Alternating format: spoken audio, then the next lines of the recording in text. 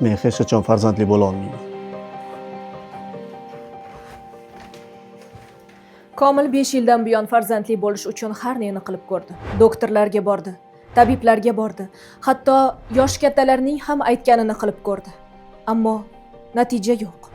Endi nima bo'ladi? Komil aka, endi bunaqa yashashimizda foydasi yo'q. Siz ham yangi hayot qiling. Meni kechiring.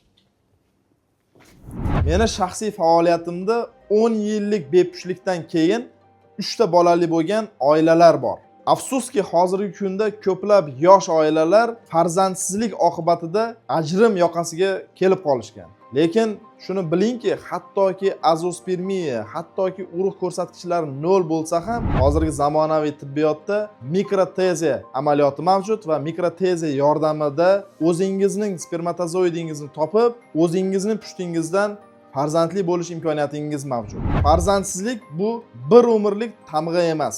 Ko'p hollarda buni zamonaviy tibbiyotda yechimlari mavjud.